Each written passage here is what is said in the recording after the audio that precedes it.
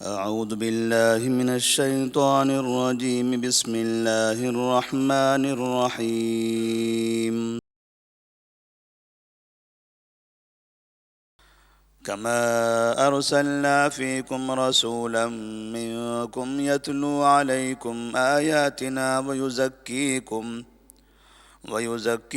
ويعلمكم الكتاب والحكمة ويعلمكم ما لم تكونوا تعلمون فاذكروني أذكركم واشكروا لي ولا تكفرون۔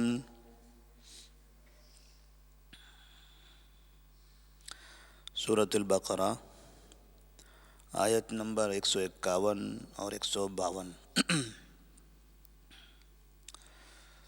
اللہ تبارک و تعالی نے ابراہیم علیہ السلام کی دعا کی قبولیت کی طرف اس آیت میں اشارہ فرمایا ہے کہ جب ابراہیم علیہ السلام نے کعبے کی تعمیر فرمائی تھی تو اس عمل کی قبولیت کے لیے دعا کی تھی کہ اللہ ہمارے اس عمل کو قبول فرما، اور یہ کعبہ مسلمانوں کا قبلہ بنا دے کہ دنیا کے تمام مسلمان یہاں آئیں۔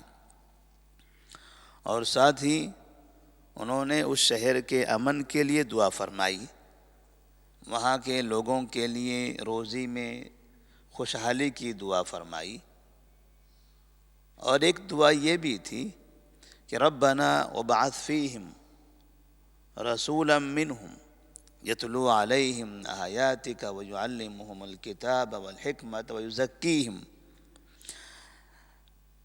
اے اللہ، اس شہر کے اندر جو ایک بیابان شہر ہے، چھوٹی سی آبادی والا شہر ہے، یہاں میں نے تیری عبادت کے لیے ایک گھر تعمیر کیا ہے، اب اس جگہ پر ایک ایسے رسول کو بھیج دے جو یہاں کے لوگوں کو تعلیم دے، ان کا تزکیہ کرے، انہیں کتاب اور حکمت سکھائے۔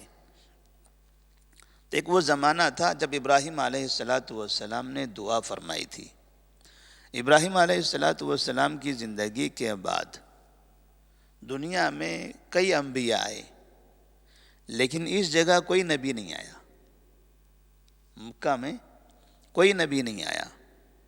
جتنے بھی انبیاء آتے تھے ملک شام اور دیگر علاقے میں، شام میں، عراق میں، اس علاقے میں انبیاء آیا کرتے تھے ابراہیم علیہ السلام کے بعد بھی، حتیٰ کہ عیسیٰ علیہ السلام جو نبی کریم صلی اللہ علیہ وسلم سے پہلے کے ہیں، وہ بھی ادھر نہیں آئے۔ ان کا بھی علاقہ وہ ملک شام کا علاقہ تھا۔ موسیٰ علیہ السلام بھی ملک شام، مصر وغیرہ کے علاقے میں رہے۔ اس جگہ پر ابراہیم علیہ السلام کی نسل سے ایک ہی نبی تھے، اور وہ ہے خاتم النبیین سید المرسلین صلی اللہ علیہ وسلم۔ تو اللہ تبارک و تعالیٰ نے ان کی اس دعا کو قبول فرمایا اور ارشاد فرمایا کما ارسلنا فیکم رسولا منکم یتلو علیکم آیاتنا ویزکیکم ویعلمکم الکتاب والحکمت ویعلمکم ما لم تکونوا تعلمون۔ جس طرح سے کعبے کو ہم نے قبلہ بنا دیا، ایسے ہی ہم نے تمہارے درمیان میں تم میں سے ایک رسول بھیجا جو تمہارے سامنے ہماری آیتیں تلاوت کرتا تھا، وَيُزَكِّيكُمْ اور تمہارا تزکیہ کرتا تھا، تمہارے نفس کو پاک کرتا، وَيُعَلِّمُكُمُ الْكِتَابَ وَالْحِكْمَةَ اور تمہیں کتاب اور حکمت سکھاتا، وَيُعَلِّمُكُمْ مَا لَمْ تَكُونُوا تَعْلَمُونَ اور تمہیں وہ چیزیں سکھاتا تھا جو تم جانتے نہیں۔ تو اللہ تبارک و تعالیٰ نے نبی کریم صلی اللہ علیہ وسلم کے بارے میں کہا کہ ہم نے رسول کو تمہارے درمیان میں سے بھیجا ہے۔ اس سے ایک چیز تو یہ بھی سمجھ میں آتی ہے کہ نبی کریم صلی اللہ علیہ وسلم بشر ہیں، انسان ہیں، اس لیے کہ اگر بشر نہ ہوتے تو اللہ یہ نہیں کہتا کہ تم میں سے ہم نے ایک رسول بھیجا ہے. اللہ کہتا ہم نے آسمان سے ایک رسول بھیجا ہے، کیونکہ فرشتے تو نوری جو مخلوق ہے وہ تو آسمان پہ رہنے والی ہے. زمین پر انسان رہتے ہیں، یہ انسانوں کی زمین ہے. اور پھر نوری مخلوق یہ انسانوں کے درمیان میں سے نہیں ہے. یہ انسان مخلوق الگ ہے، وہ نوری مخلوق الگ ہے. یہ بشر الگ ہے، نور الگ ہے. تو اللہ فرماتے ہم نے تم میں سے ایک رسول بھیجا ہے. کیوں اللہ نے انہی کے درمیان میں سے ایک رسول بھیجا؟ باہر سے کیوں نہیں بھیجا؟ اس لیے کہ جہاں پر دعوت دینی ہے، جہاں کے لوگوں کی تربیت کرنی ہے، وہاں کے لوگوں کے حالات کی جانکاری ہونا بھی ضروری ہے. جس جگہ ہم دعوت دینے کے لیے جاتے ہیں ضروری ہے کہ وہاں کون سا رسم ہے، کون سی بدعات ہیں، کون سے عقائد ہیں، کون سے خرافات ہیں، کون شر پسند ہے، کون امن پسند ہے، کون دعوت کو قبول کر سکتا ہے، کون ہمیں تکلیف دے سکتا ہے، کس جگہ پر جانے سے اسلام کو کوئی خطرہ نہیں ہے. یہ ساری باتیں اس داعی کو پتہ چلتی ہے، اور اس طرح سے اطمینان کے ساتھ، سکون کے ساتھ وہ اپنی دعوت کو انجام دیتا ہے. تو نبی کریم صلی اللہ علیہ وسلم مکہ میں تھے، مکہ کے تمام لوگوں کے حالات جانتے تھے. تو ہر انسان کی کیفیت آپ کو پتہ ہے، مکے کی کیفیت آپ کو پتہ ہے، باہر سے آنے والے لوگ یہاں کیا کرتے ہیں وہ بھی آپ کو پتہ ہے. تو جہاں جہاں برائیاں ہیں، جس طرح کی برائیاں ہیں، تو آپ اس طرح کی برائیوں کے خاتمے کی کوشش کریں گے. اس لیے اللہ تبارک و تعالیٰ نے انہی میں سے ایک رسول کو بھیجا. کیا کرتے تھے وہ رسول؟ یتلو علیکم آیاتنا، وہ رسول ہماری آیتیں تم پر تلاوت کرتے تھے. ہماری آیتوں سے مراد قرآن مجید ہے. یعنی نبی کریم صلی اللہ علیہ وسلم پہلے داعی ہیں. پہلے داعی دعوت دینے کے لیے کون سی کتاب کا استعمال کر رہے ہیں؟ قرآن مجید کا. ہمارے پاس کتنے ایسے داعی ہیں جو زندگی بھر دعوت دیتے ہیں مگر قرآن کی دعوت نہیں دیتے. جو سب سے اور دعوت میں استدلال کس سے کرتے ہیں کہ ہم کون سے طریقے پر چل رہے ہیں؟ نبی کے طریقے پر. کہا یہ جاتا ہے کہ ہم نبی کا راستہ اپنا رہے ہیں، لیکن کبھی بھی زندگی میں ان کے ہاتھوں میں قرآن نہیں ہوتا. وہ ایک دوسری کتاب لے کے گلی گلی، گھر گھر، شہر شہر پھرتے ہیں، جبکہ داعی قرآن کی تلاوت کرتے تھے. یتلو علیکم آیاتنا. اس سے سمجھ میں آتا ہے کہ اصل دعوت قرآن ہے. داعی کے لیے اصل ہتھیار قرآن ہے. دعوت کا بہترین پیغام اس قرآن کے اندر ہے. لوگوں کی اصلاح اس قرآن کے ذریعے ہوگی. قرآن پڑھنے سے بھی ہوگی، آپ قرآن کی تلاوت کرتے جائیں اس سے بھی ہوگی. صرف قرآن کا ترجمہ کرنے سے ہی نہیں، قرآن کی تلاوت سے بھی. اسی لیے ہم نے کئی واقعے سنے ہیں مکہ کے. کتنے لوگ صرف قرآن سن کر مسلمان ہوئے نا. کعبے کے اطراف میں آپ نماز پڑھتے ہیں، قرآن کی تلاوت کر رہے ہیں، کوئی آپ کے پاس سے گزر رہا ہے، قرآن سن کر اسلام قبول کر لیتا ہے.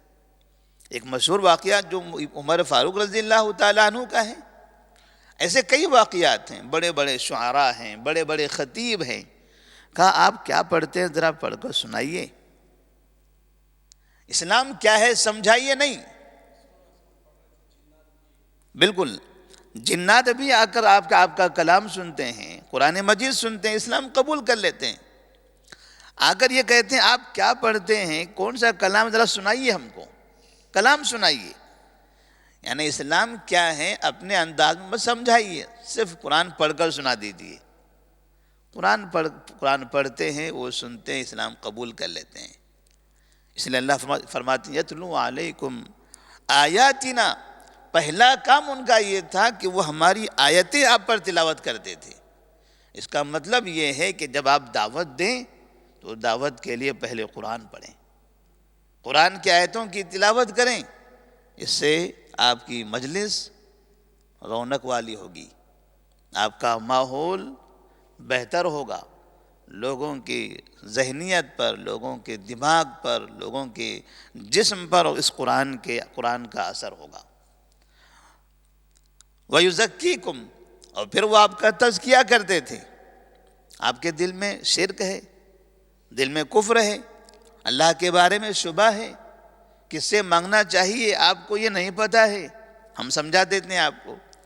وَيُزَكِّيكُمْ، نبی کریم صلی اللہ علیہ وسلم ان کا تزکیہ کرتے تھے، ان کے دلوں سے کفر کو نکالتے تھے، دلوں کو پاک کرتے تھے۔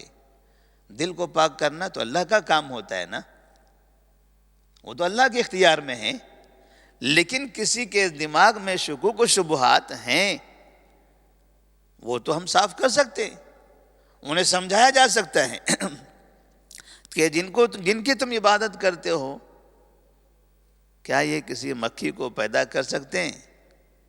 نہیں پیدا کر سکتے۔ مکھی ان کے اوپر بیٹھ جائے تو کیا یہ مکھی کو ہٹا سکتے ہیں؟ نہیں ہٹا سکتے۔ جن کی تم عبادت کرتے ہو یہ خالق ہیں یا مخلوق ہیں؟ مخلوق ہیں، اس کو تو تم نے ہی پیدا کیا ہے، تو ایسا کیوں نہ ہو کہ اس کی عبادت کریں جس نے ہم کو پیدا کیا ہے، ہم سب کو پیدا کیا ہے۔ اس طرح سے قرآن مجید کے اندر مثالیں دے دے کر ان کے دلوں کو صاف کر دیا گیا، ان کی عقلوں کو جھنجھوڑا گیا، سمجھایا گیا، دماغ کا جو استعمال ہونا چاہیے ان کے دماغ کا استعمال کروایا گیا کہ آپ کم سے کم عقل کا تو استعمال کر لو۔ وَيُزَكِّيكُمْ وَيُعَلِّمُكُمُ الْكِتَابَ وَالْحِكْمَةَ، وہ تمہیں کتاب سکھاتے تھے اور حکمت سکھاتے تھے۔ کتاب اور حکمت، کتاب سے مراد قرآن مجید ہے، حکمت سے مراد آپ کی سنت ہے۔ آپ چونکہ آئیڈیل ہیں، آپ ابتدائی دنوں میں مکے والوں کے لیے بھی آئیڈیل تھے، اور پھر ساری زندگی آپ کی تمام انسانوں کے لیے آئیڈیل ہے۔ آپ جو راستے پر چلتے، جو طریقہ اپناتے، جو اچھائیاں اللہ تعالیٰ نے آپ کو عطا فرمائی تھی، جن چیزوں پر آپ عمل کرتے تھے، یہ ساری باتیں آپ قوم کو بتاتے تھے۔ آپ کا عمل، آپ کے پیغامات، آپ کی باتیں، آپ کے اخلاق، یہ سب حکمت ہیں، یہ سنت ہے، نبی کا طور طریقہ یہ سنت ہے، اور قرآن مجید یہ کتاب ہے، قرآن مجید کتاب ہے۔ تو نبی کریم صلی اللہ علیہ وسلم بھی دعوت دے رہے ہیں تو کتاب سے اور اپنے سنت سے، اپنے عمل سے، اپنا عمل لوگوں کو بتا رہے ہیں۔ پانی پینے کا طریقہ کیا ہے؟ خود عمل کر کے دکھاتے ہیں۔ کھانا کھانے کا طریقہ کیا ہے؟ خود عمل کر کے دکھاتے ہیں۔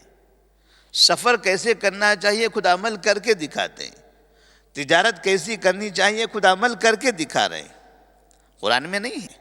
نبی کریم صلی اللہ علیہ وسلم نے ہمیں یہ قرآن دیا، ہمیں یہ قرآن دیا اور اپنا عملی نمونہ دیا۔ جب آپ سے پوچھا گیا نماز کیسے پڑھیں، آپ نے یہ نہیں کہا کہ جاؤ قرآن پڑھ لو، نماز پڑھ لو۔ نماز کیسے پڑھنا ہے یہ نہیں کہا جاؤ قرآن میں دیکھو نماز پڑھو، آپ نے کہا صلو کما رأیتمونی اصلی، نماز ایسے پڑھو جیسا تم مجھے نماز پڑھتے ہوئے دیکھ رہے ہو۔ کیا سمجھ میں آیا اس سے تو یہی سمجھ میں آیا کہ نبی کی سنت، نبی کی سنت کیا ہے، نبی کا عمل کیا ہے، یہی حدیث ہے۔ نبی نے جو پڑھا وہ حدیث، نبی نے جو کہا وہ حدیث، نبی نے جو کیا وہ حدیث، اسی کو حدیث کہتے ہیں۔ اب اگر کوئی یہ کہتا ہے کہ نبی کی حدیثوں کی ضرورت نہیں ہے، صرف قرآن ہی پڑھتے رہیں گے، قرآن ہی کافی ہیں، تو نماز کیسے پڑھیں گے؟ نماز میں رکوع کیسے کریں گے؟ رکوع کی دعا کیسے پڑھیں گے؟ رکوع میں ہاتھ کیسے رکھنا ہے وہ کہاں سے معلوم ہوگا؟ سجدے کیسے کیے جائیں گے؟ قرآن میں کہاں ہے نماز کا یہ طریقہ؟ نماز کے اوقات کا ذکر کہاں ہے؟ نماز سے پہلے اذان دینی چاہیے، قرآن میں کہاں پر ہے؟ کہیں نہیں ہے۔ نماز کی پوری تفصیل نہیں ہے، زکوٰۃ کی مکمل تفصیل نہیں ہے۔ قرآن مجید کے اندر اختصار ہے، اختصار ہے، اور اس اختصار کو نبی کریم صلی اللہ علیہ وسلم نے عمل کر کے تفصیل کے ساتھ بتا دیا۔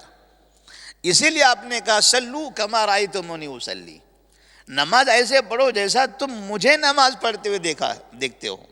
یہ نہیں کہا کہ نماز ایسے پڑھو جیسے قرآن میں لکھا ہے. تو نبی کا یہ فرمان، اور یہ قرآن کہاں، قرآن خود کہتا ہے ما آتاکم الرسول فخذوہ. اس کا مطلب یہ ہوا کہ قرآن اور حدیث دونوں چیزیں ضروری ہیں. حجۃ الوداع کے موقع پر آپ نے کیا کہا تھا؟ ترکت فیکم امرین، ترکت فیکم امرین. صحابہ کو جب پتہ چلا کہ نبی کریم صلی اللہ علیہ وسلم کی یہ آخری ایام ہیں، ابھی زیادہ دن ہمارے درمیان نہیں رہنے والے ہیں، تو لوگ آپ سے الگ الگ طرح کے سوالات کرنے لگے، اور ساتھ میں پوچھتے تھے یا رسول اللہ صلی اللہ علیہ وسلم ابھی آپ ہیں، اور آپ نے تو کہہ دیا کہ میرا اندازہ نہیں، سلو خذوا عنی مناسککم لعلی لا القاکم بعد عامی ھذا. تم مجھ سے جو سوال کرنا ہے سوال کر لو، قربانیوں کے بارے میں، حج کے بارے میں، عبادتوں کے بارے میں. شاید آئندہ میری آپ سے ملاقات، آئندہ سال میری آپ سے ملاقات نہ ہو. آئندہ سال یعنی ذی الحجہ کا مہینہ ہے، آئندہ سال ذی الحجہ تک میری آپ سے ملاقات نہ ہو سکتا ہے اب اس کے بعد میں نہ رہوں. صحابہ پریشان ہو گئے.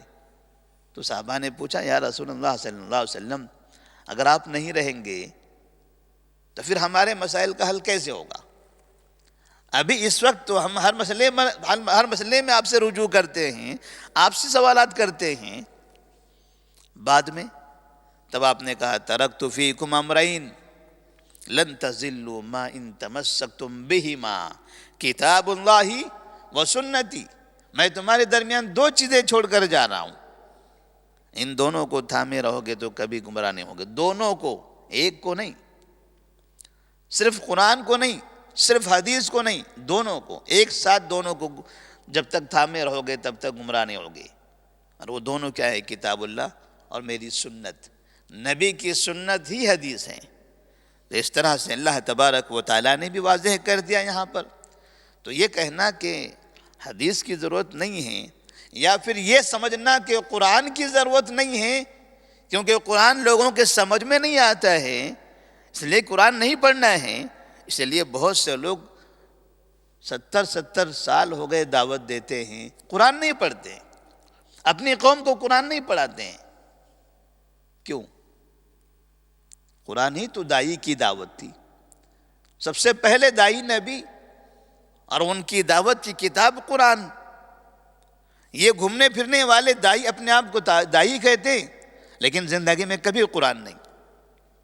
اسی لیے گمراہی ہے، اسی لیے بدعات و خرافات میں مبتلا ہیں. جب بھی کتاب و سنت کو تھامے رہو گے گمراہ نہیں ہوگے.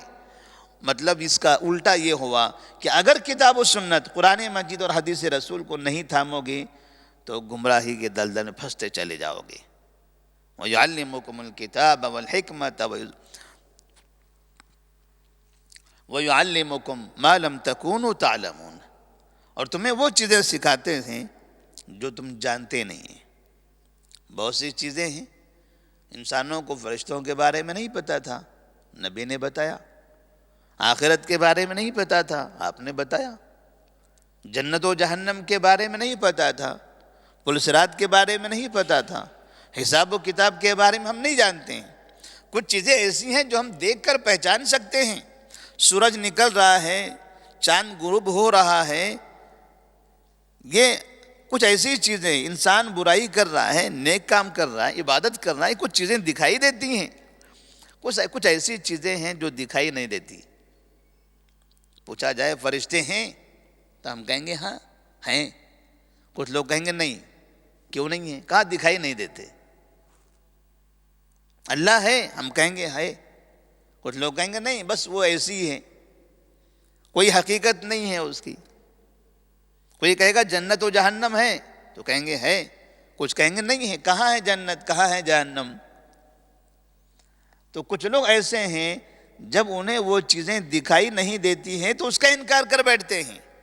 حالانکہ وہی لوگ دنیا کی کتنی ایسی چیزوں کو مانتے ہیں جو انہیں دکھائی نہیں دیتی.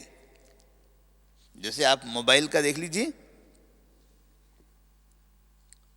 موبائل میں جو کنیکشن ہے یہ موبائل ہے، ہم یہاں سے سعودی عرب فون کر رہے ہیں، ہمیں دکھائی دے رہا ہے اس کا انٹرنیٹ کیسے چل رہا ہے، کیا طریقہ ہے، کیسے وہاں تک بات ہو رہی ہے۔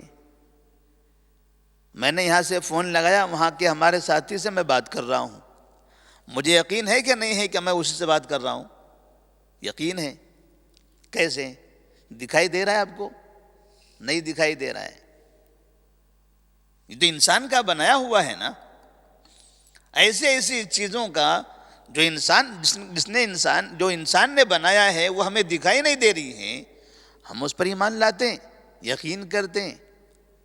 لیکن جب نبی کہتے ہیں ان باتوں کے بارے میں جو چیزیں ہمیں دکھائی نہیں دیتی تو ہم اس کا انکار کر بیٹھتے ہیں، نہیں ہمیں دکھائی نہیں دے رہا ہے۔ اسی لیے اللہ تبارک و تعالیٰ نے جب سورۃ البقرہ کی ابتدائی آیات میں ایمان والوں کی تعریف کی تو کہا الذین یؤمنون بالغیب، الف لام میم ذالک الکتاب لا ریب فیہ ھدی للمتقین الذین یؤمنون بالغیب۔ متقین کون ہیں؟ پرہیزگار لوگ کون ہیں؟ اچھے لوگ کون ہیں؟ جو غیب پر ایمان رکھتے ہیں۔ پھر کہا وَيُقِيمُونَ الصَّلَاةَ وَيُؤْتُونَ الزَّكَاةَ، پھر نماز ادا کرتے ہیں، زکوٰۃ دیتے ہیں۔ پہلی صفت کیا ہے ان کی؟ غیب پر ایمان لانا۔ اس لیے کہ اللہ، اس کو ہم نے نہیں دیکھا ہے، وہ بھی غیب پر ایمان لانا ہے۔ فرشتے ہم نے دیکھا نہیں ہے، تب بھی یہ غیب ہے، اس پر بھی ہم کو ایمان لانا ہے۔ جنت و جہنم ہم نے دیکھا نہیں ہے، اس پر بھی ایمان لانا ہے۔ غیب پر ایمان جتنا پختہ اور قوی ہوگا، انسان اتنا ہی زیادہ ایماندار اور نیک ہوگا۔ جس کا ایمان غیب پر کمزور ہوگا، اس کا ایمان اتنا ہی زیادہ کمزور ہو جائے گا اور اتنا ہی زیادہ برا ہوگا۔ اتق اللہ حیث ما کنت، جہاں کہیں ہو اللہ سے ڈرتے رہو۔ اللہ کا ڈر کیسے آئے گا؟ جب ہمارا غیب پر ایمان پختہ ہو۔ ہم تنہائی میں ہیں، برائی کر رہے ہیں، کیوں؟ یہ کوئی دیکھ نہیں رہا ہے۔ لیکن جب یہ ایمان ہو کہ اللہ ہمیں دیکھ رہا ہے، جو ہمیں دکھائی نہیں دے رہا ہے، غائب ہے، ہمیں دکھائی نہیں دے رہا ہے، اگر یہ ایمان ہو ہمارے دل کے اندر کہ فرشتے ہمارے عمل کو لکھ رہے ہیں، کہاں ہیں فرشتے؟ ہم تو انسانوں کو دیکھ رہے ہیں، کوئی انسان نہیں دیکھ رہا ہے، کوئی انسان نہیں لکھ رہا ہے، کوئی انسان ہماری فوٹو نہیں نکال رہا ہے، لیکن آپ کی فوٹو تو فرشتے نکال رہے ہیں۔ جب اس پر ایمان ہوگا تو آدمی گمراہ نہیں ہوگا۔ اس لیے متقین کی پہلی صفت یہ بتائی گئی کہ وہ غیب پر ایمان رکھتے ہیں۔ فَاذْكُرُونِي أَذْكُرْكُمْ وَاشْكُرُوا لِي وَلَا تَكْفُرُونَ۔ اللہ تبارک و تعالیٰ نے کعبے کو قبلہ بنایا، پھر ان کے درمیان ایک رسول بھیجا۔ یہ اللہ کا انعام ہے۔ کعبے کو قبلہ بنانا یہ بھی اللہ کی ایک بڑی نعمت تھی۔ اللہ نے نعمت کے طور پر اس کو استعمال کیا ہے، اور آج بھی ہم پریکٹیکلی طور پر دیکھ رہے ہیں۔ کعبہ قبلہ ہے، پہلے بیت المقدس قبلہ تھا، بیت المقدس میں جانا مشکل ہے، بیت المقدس کی طرف رخ کرنا مشکل ہے، وہاں کا سفر کرنا مشکل ہے۔ وہ جگہ فتنے کی سرزمین بنی ہوئی ہے، وہاں صرف فسادات ہو رہے ہیں، وہاں امن نہیں ہے۔ اور جو اللہ نے کعبے کو قبلہ بنایا وہ امن والا ہے، وہ دنیا کا ہر مسلمان کبھی بھی جا کر آ سکتا ہے۔ تو اللہ نے اس کو نعمت کے طور پر ذکر کیا ہے۔ اور دوسری نعمت رسول کا بھیجنا۔ لَقَدْ مَنَّ اللَّهُ عَلَى الْمُؤْمِنِينَ إِذْ بَعَثَ فِيهِمْ رَسُولًا مِّنْهُمْ۔ اللہ تبارک و تعالیٰ نے مومنین پر احسان کیا ہے کہ اس نے ان پر ایک رسول بھیجا۔ رسول کو بھیجنا اللہ کی جانب سے ایک بڑی نعمت، اللہ کا بڑا احسان ہے۔ تو جب میں نے اتنے کام کیے ہیں، فَاذْكُرُونِي، تو مجھے یاد کرو۔ اللہ کہتا ہے مجھے یاد کرو، فَاذْكُرُونِي أَذْكُرْكُمْ، تم مجھے یاد کرو، میں تم کو یاد کرتا ہوں۔ اللہ کا ذکر کس کو کہتے ہیں؟ کیا اللہ کا ذکر سبحان اللہ، الحمدللہ، اللہ اکبر نے اس طرح سے انگلیوں پر گنتے رہنا، تسبیح کے دانے گراتے رہنا، چائنا کی وہ بیٹری گھماتے رہنا، بٹن دباتے رہنا، کیا اسی کو ذکر کہتے ہیں؟ کیا صرف زبان سے اللہ اللہ کہنا، سبحان اللہ کہنا یہی ذکر ہے؟ اللہ کا ذکر یہی نہیں ہے۔ ذکر زبان سے بھی ہو، دل سے بھی ہو، اور عمل سے بھی ہو۔ آپ جب یہ کہہ رہے ہیں سبحان اللہ، الحمدللہ، اللہ اکبر، تو پھر اللہ سب سے بڑا ہے، اللہ ہر عیب سے پاک ہے، اللہ کی تمام تعریفیں اللہ ہی کے لیے ہیں۔ جب کلمات ادا کر رہے ہیں تو پھر آپ شرک کیوں کر رہے ہیں؟ آپ بدعت و خرافات میں کیوں مبتلا ہیں؟ گناہ میں کیوں ملوث ہیں؟ کیوں آپ کو پتہ نہیں کہ یہی اللہ جس کی تم بڑائی بیان کر رہے ہو، یہ اللہ تمہارا حساب بھی لینے والا ہے؟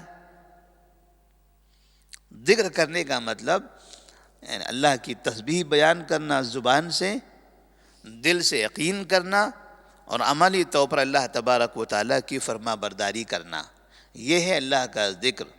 تم اس طرح سے مجھے یاد کرو گے، اذکرکم، میں تمہیں یاد کروں گا۔ اللہ ہمیں کیسے یاد کرتا ہے؟ اللہ ہمیں یاد کرنے کا مطلب یہ ہوا کہ جب بھی ہم پریشان ہیں اللہ ہماری مدد کرتا ہے، جب ہم دعا کرتے ہیں اللہ ہماری دعا قبول کرتا ہے، جب بھی ہم کوئی کام کرنا چاہتے ہیں، کامیابی کی تمنا کرتے ہیں، اللہ ہمیں کامیاب کرتا ہے۔ فاذکرونی اذکرکم، انسان کی چاہت کیا ہے دنیا میں؟ دنیا میں انسان بہت زیادہ کیا چاہتا ہے؟ گھر میں خوشحالی، تجارت میں ترقی، اچھی عمر، صحت، اور آخرت میں جنت۔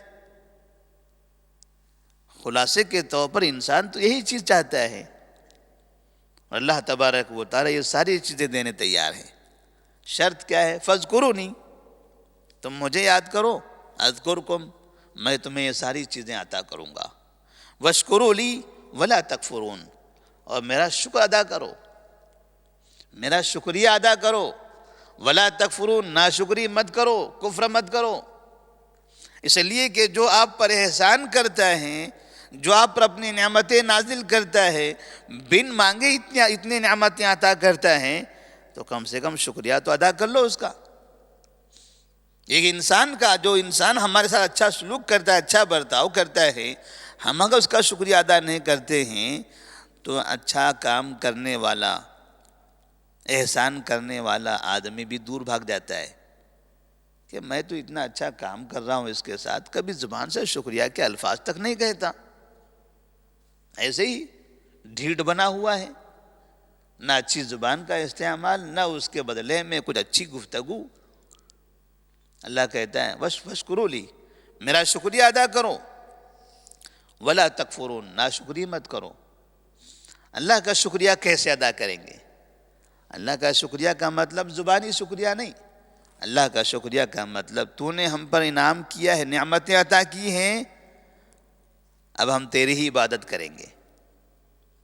یہ دنیا کی باقی جو چیزیں ہیں انہوں نے ہمیں کچھ نہیں دیا ہے، جو بھی دیا تو نے دیا، لہذا جس نے دیا ہے اطاعت تو اسی کی ہونی چاہیے، فرما برداری اسی کی ہونی چاہیے، عبادت اسی کی ہونی چاہیے۔ تو اللہ کی فرما برداری، اللہ کی اطاعت، اللہ ہی کی عبادت، یہ ہے اللہ تعالیٰ کا شکریہ۔ اور اللہ فرماتے ہیں لئن شکرتم لازیدنکم ولئن کفرتم ان عذابی لشدید، اگر تم نے شکریہ ادا کیا تو میں تمہیں اور زیادہ دوں گا، میں تمہیں اور زیادہ دوں گا۔ تم صحت پر شکریہ ادا کرتے ہو، میں اور صحت عطا کروں گا۔ تم اپنی دولت پر اللہ کا شکر ادا کرتے ہو، میں تمہیں اور دولت عطا کروں گا۔ خوشحالی پر اللہ کا شکر ادا کرتے ہو، میں تمہیں اور خوشحالی عطا کروں گا۔ لیکن اگر تم ناشکری کرو گے، لئن کفرتم ان عذابی لشدید، تو یاد رکھنا میرا عذاب بڑا سخت ہے۔ تو جہاں اللہ تبارک و تعالی احسان کرنے والا، رحم کرنے والا، نعمتیں نازل کرنے والا ہے، وہیں اللہ تبارک و تعالیٰ کے بارے میں یہ معلوم ہونا چاہیے کہ اللہ تعالیٰ سخت عذاب دینے والا بھی ہے۔ ہمیں صرف یہ بتایا جاتا ہے اللہ 70 ماؤں سے زیادہ محبت کرنے والا ہے، اللہ بہت رحم کرنے والا ہے، اتنی بڑی دنیا میں مجھے ایک کو سزا دے کر کیا کرے گا؟ لوگ برائی کے راستے تلاش کرنے کے لیے ایسی مثالیں دیتے ہیں۔ کتنے انسان ہیں دنیا میں، آدم علیہ السلام سے لے کر آخر تک کتنے انسان رہیں گے؟ ان لوگوں میں سے میں ایک چھوٹا سا بندہ، چھوٹا سا انسان، کسی ایک کونے میں رہنے والا، میں نے اگر گناہ کر لیا تو اللہ سب کو دیکھ کر مجھے کہاں دیکھے گا؟ اتنے لوگوں میں مجھے بھی ڈال دے گا، چل تو بھی چلا جا جنت کے اندر؟ نہیں ہوگا، ہر ایک کا فردن فردن حساب ہوگا، ہر ایک کا فردن فردن حساب ہوگا۔ یعنی 10 لوگ گھس رہے ہیں بیچ میں، آپ بھی چوری سے چھپ کر چلے جاؤ جنت میں، یہ کوئی بازار نہیں ہے انسانوں کی نظروں سے چھپانا، وہاں ہر ایک کا ایک ایک فرد کا حساب ہونے والا ہے۔ تو صرف یہ سمجھاتے رہنا لوگوں کو کہ اللہ بہت رحم کرنے والا ہے، 70 ماؤں سے زیادہ محبت کرنے والا ہے، ماں تو غلطیاں معاف کرتی ہے، اللہ کیوں معاف نہیں کرے گا؟ ان بندوں کو یہ بھی سکھانا ضروری ہے کہ جو بہت زیادہ رحم کرنے والا ہے وہ بہت زیادہ سخت عذاب دینے والا بھی ہے، وہ جہنم بھی پیدا کرنے والا ہے، قبر میں سانپ اور بچھو داخل کرنے والا بھی وہی ہے، فرشتوں کو ہتھوڑوں سے مارنے کے لیے بھیجنے والا بھی وہی ہے، قبر کی تاریکی میں انسان کو خون کے آنسو بہانے والا بھی تو وہی ہے۔ جب دونوں پہلو کو ہم یاد کریں گے تب ہم گناہوں سے بچیں گے۔ اگر ہم صرف یہی کہتے رہیں گے بہت رحم کرنے والا ہے بہت رحم کرنے والا ہے، تو گناہ کی طرف چلے جائیں گے۔ جب ہم کہیں گے رحم بھی کرنے والا ہے پکڑنے والا بھی ہے، تو ہم گناہوں سے بچتے رہیں گے، اور جب بھی کوئی غلطی ہو جائے تو رحم کرنے والا ہے تو اس سے توبہ کریں گے، معافی مانگیں گے کہ وہ توبہ قبول کرے گا۔ اللہ سے دعا ہے کہ اللہ تبارک و تعالی ہمیں اس پر صحیح طرح سے ایمان رکھنے کی توفیق عطا فرمائے، اور اپنی دعوت میں کتاب و سنت کا استعمال کرنے کی توفیق دے، کتاب اور نبی صلی اللہ علیہ وسلم کی سنت کے مطابق ہمیں زندگی گزارنے کی توفیق عطا فرمائے۔ والسلام علیکم ورحمۃ اللہ وبرکاتہ۔